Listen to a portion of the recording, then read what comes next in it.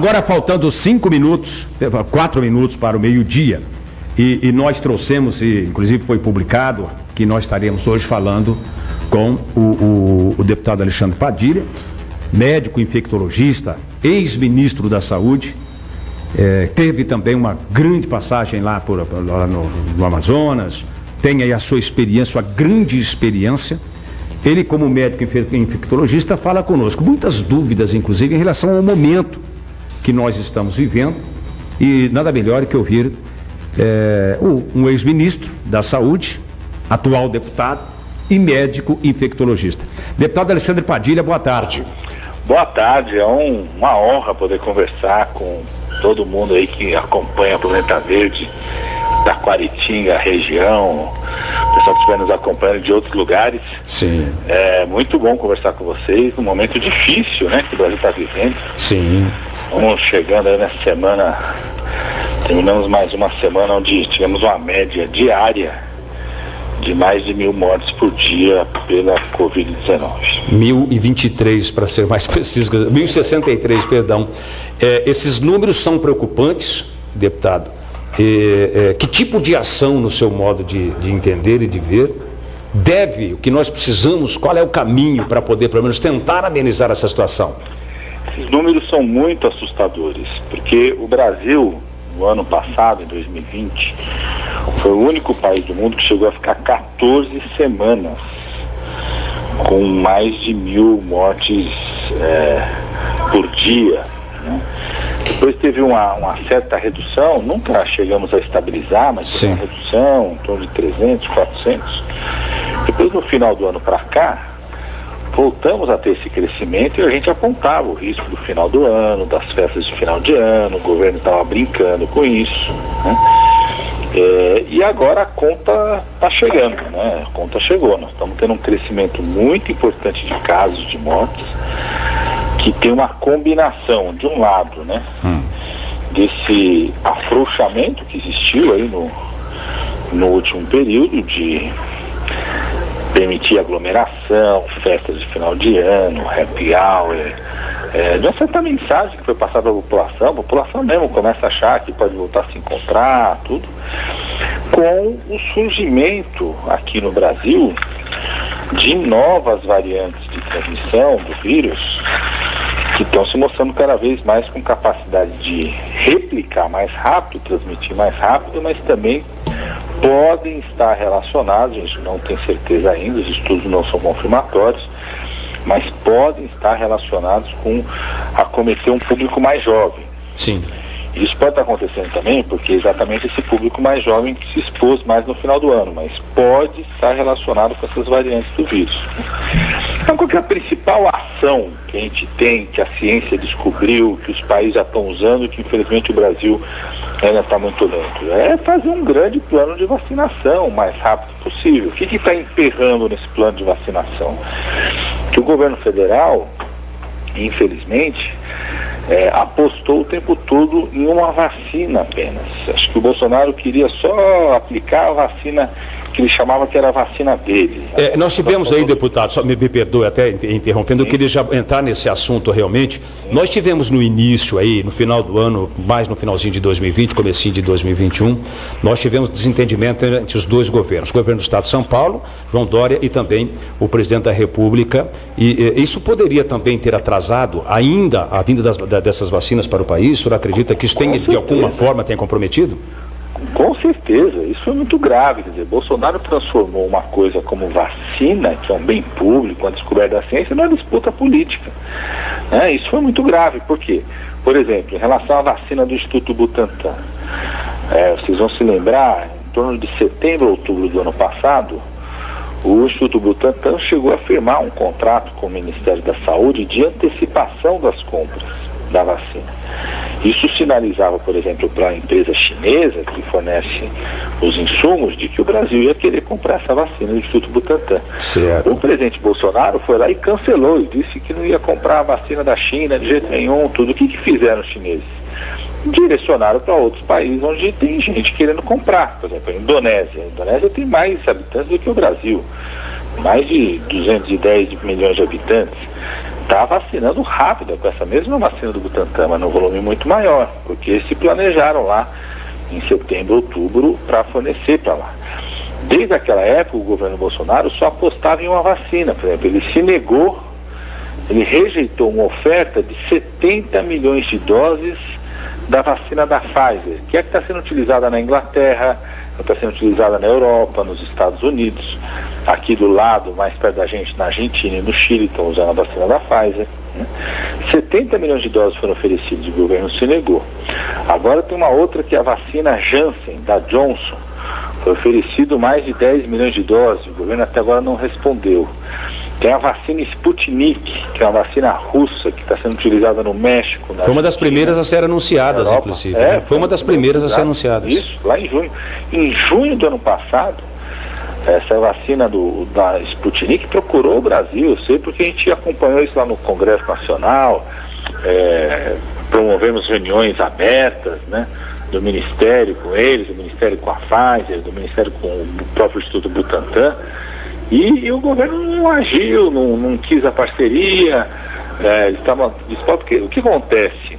Todo mundo queria trazer vacina para o Brasil, porque o Brasil tinha duas características já no ano passado que interessava a qualquer empresa que está desenvolvendo vacina fazer essa vacina aqui no Brasil. Uma, o Brasil ainda tem muitos casos da Covid-19, então é mais fácil você avaliar e desenvolver uma vacina num lugar que tenha muita transmissão, porque você consegue a resposta, se ela funciona rápido ou não, mais rápido, porque o número de pacientes que você precisa incluir acaba sendo um número menor.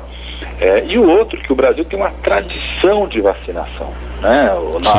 Na pandemia da gripe suína, 2009 e 2010, eu era ministro do presidente Lula na época, o Brasil foi o país que mais vacinou no mundo. Então, qualquer vacina que entra no programa de vacinação do Brasil, ela passa a ser reconhecida também internacionalmente. Então, todas elas queriam incorporar o mais rápido possível, mas o Bolsonaro parece que não confia em vacina, ou queria só a vacina da Fundação Oswaldo Cruz, foi deixando de lado as oportunidades. E o Brasil está numa situação hoje de algumas cidades parando a campanha de vacinação, porque não tem mais vacina. Por falta.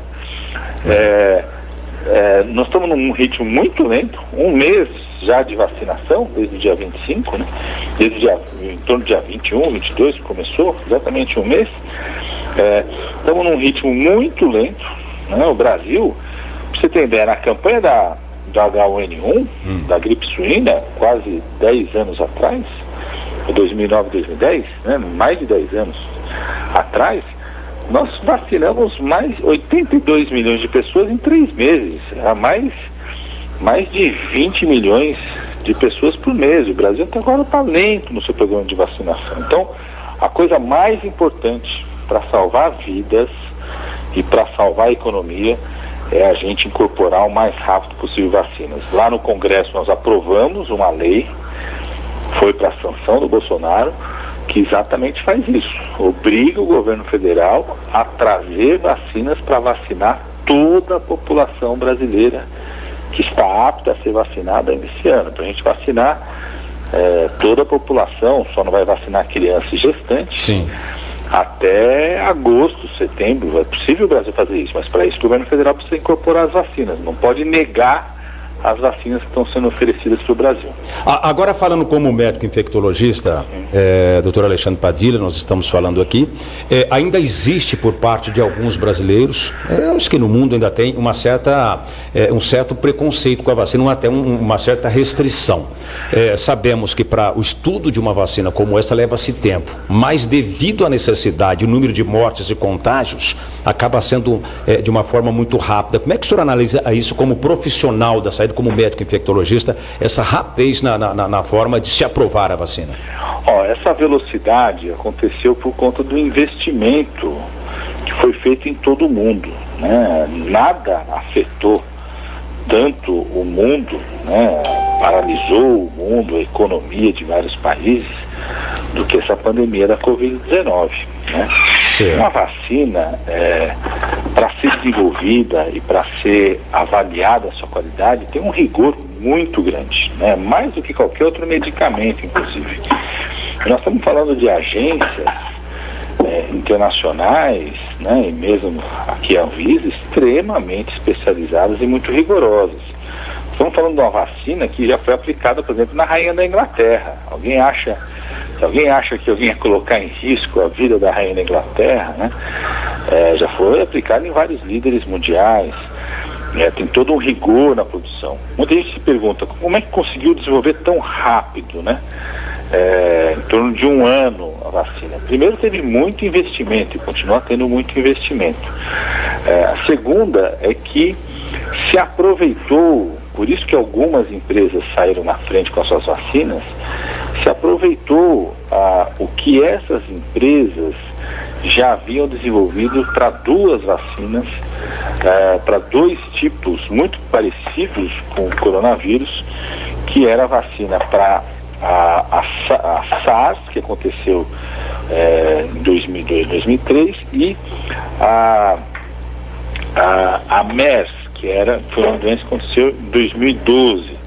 São os 2 tipos de coronavírus que causaram doença em seres humanos. Por isso que a vacina da AstraZeneca, por exemplo, consegue sair na frente, que é a que faz a parceria com a Fiocruz, a Sinovac, da China. Por isso que a Sputnik da Rússia foi a primeira a sair, porque eles já tinham desenvolvido uma vacina similar para o vírus da MERS, que foi 2012, 2013. Então, foram esses 2 fatores, né, que fez com que a vacina saísse tão rápido.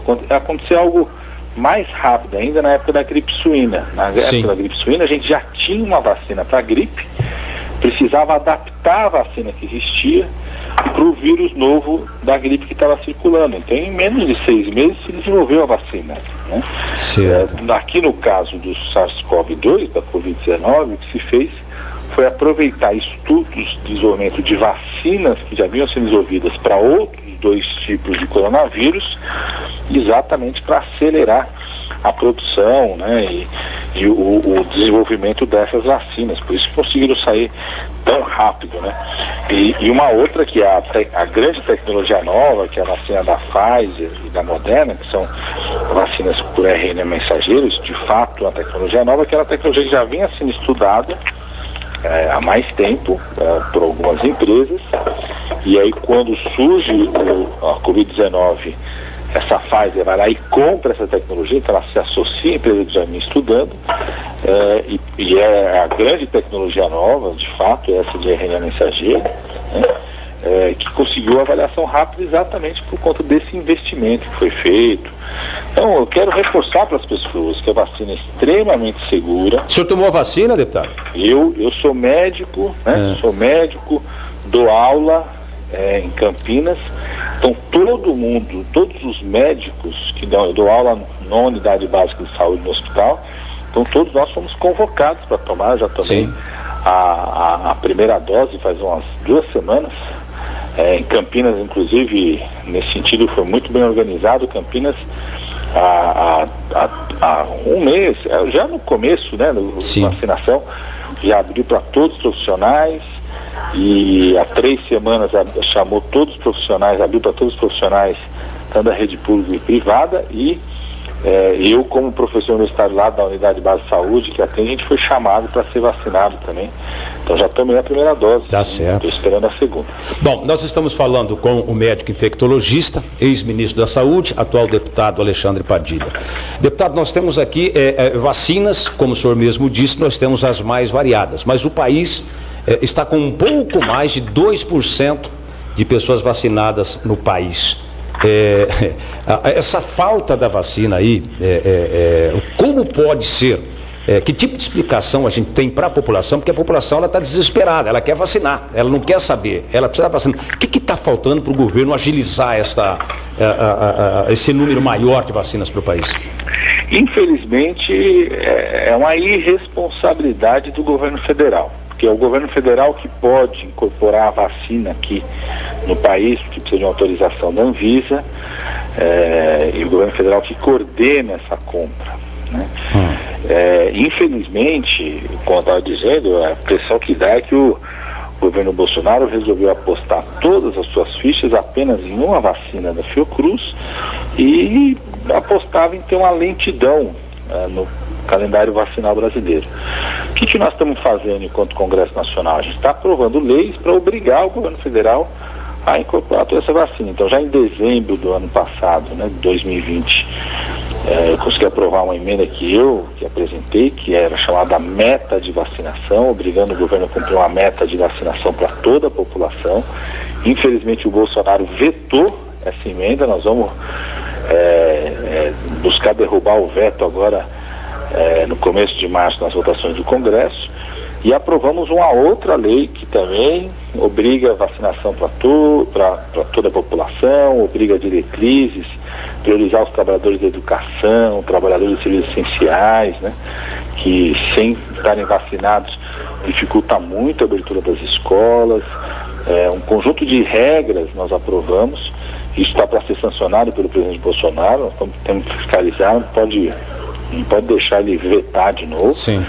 Porque quando você aprova isso, dá força para que a justiça cobre que o governo execute, né? Porque passa a ser um crime, inclusive, ele não executar. Então é importante a ação que o Congresso pode fazer. E continuar essa pressão, a pressão que a população faz, a pressão que vocês da imprensa fazem, cumpre um papel. Tanto é que eu vi essa semana, depois de 6 meses, o Ministério da Saúde mandou uma carta para o Ministério da Economia dizendo que tem interesse em comprar a vacina da Pfizer agora, que já foi oferecida há 6 meses para o governo federal. Isso é fruto da pressão da população. As pessoas vão vendo os outros países, né, ampliando a vacinação e avançando na sua vacinação, reduzindo o número de internações por conta disso. Acho que também vão percebendo, opa, o Brasil não pode ficar para trás. Com certeza. E infelizmente Bolsonaro deixou o Brasil para trás. Agora nós precisamos lutar com as armas que a gente tem, é o Congresso Nacional, é a Justiça, vocês da imprensa, para que a gente possa garantir as vacinas o mais rápido possível. Eu fico mais até indignado com isso, é porque o Brasil sabe fazer, o Brasil tem condições e saberia fazer um plano de vacinação que a gente vacinasse 80 milhões de pessoas nos primeiros 3 meses, ou seja, antes do inverno. 80 milhões são todos os grupos prioritários, né? Idosos, trabalhadores da educação, trabalhadores da assistência social, trabalhadores da saúde, todos estão dentro desses 80 milhões, e depois vacinava os outros 80 milhões, né, ao longo do inverno, ou seja, até agosto terminar pelo menos 160 milhões de brasileiros vacinados, né? Certo. E aí ficariam excluídos disso crianças e gestantes que não têm vacina desenvolvida para isso. Então o Brasil teria todas as condições de fazer isso. De agilizar, na verdade, né? Todas as condições. A gente precisa ficar pressionando mesmo o governo federal para que isso aconteça o mais rápido possível.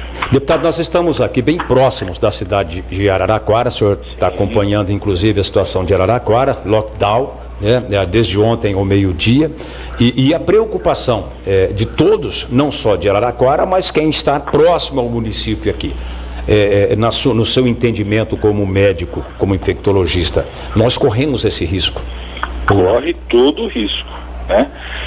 O que está acontecendo em Araraquara não é uma coisa porque Araraquara errou, pelo contrário, Araraquara tem sido um exemplo no combate à Covid-19. No início, inclusive, foi bastante... O que está acontecendo em Araraquara é algo que já está acontecendo em Jaú, já está acontecendo em Valinhos. Campinas ontem fechou com 100% das suas UTIs lotadas, né? Está acontecendo em Campinas e certamente pode espalhar, acontecer em Taquaritinga e os outros municípios da região, né? O que está acontecendo é essa combinação. De um lado, teve uma situação das pessoas acharem no final do ano, começo de janeiro, que tudo já estava tranquilo, que podia ir passear e tirar férias, a aglomeração das pessoas. E do outro, essa nova variante de vírus que replica mais rápido, né? Araraquara, quase todos os casos descobertos já são dessas novas variantes. Sim. Que estão circulando no Brasil. Então a gente precisa estar muito atento. Eu sei que às vezes as pessoas têm dificuldade, não dá mais para ficar em casa, mas muito atento, evitar aglomeração, sair de máscara, cuidado com as pessoas que mais precisam e cobrar do governo federal que se acelere a vacinação. Porque o único jeito da gente enfrentar isso de fato é com a vacinação. Se se você não acelera a vacinação, acaba, dependendo da situação de lotação, né, de internações, acaba tendo como única alternativa o que a Prefeitura de Araraquara está fazendo nesse momento.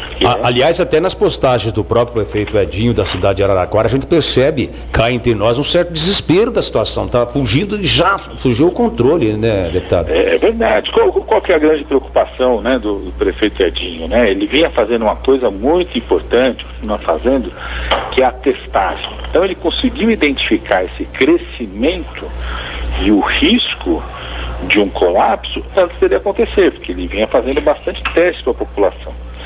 Então ele percebeu o aumento na positividade nesses testes, né? Foi isso que permitiu que ele pudesse se antecipar a uma situação similar, por exemplo, a de Manaus, né? Chegou ao colapso total, as pessoas sem oxigênio, serviço sem oxigênio.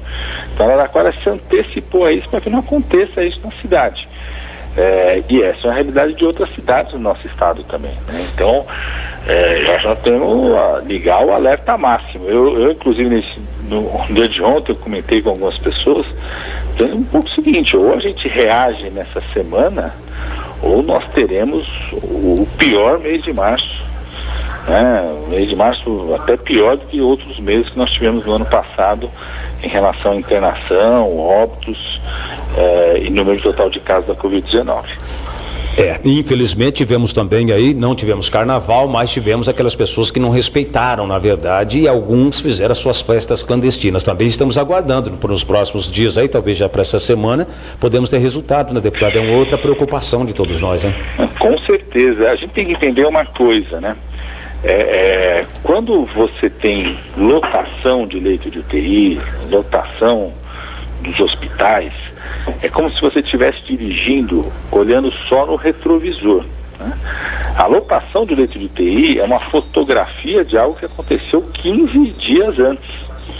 Porque entre a pessoa se infectar, começar a desenvolver sinais e sintomas e evoluir para a gravidade, em geral, vai demorar de 7 a 10 dias. Né? Então, se está tendo internação, lotação de leito de UTI, é que alguma coisa, né, é uma pressão de infecções de 10, 15 dias antes.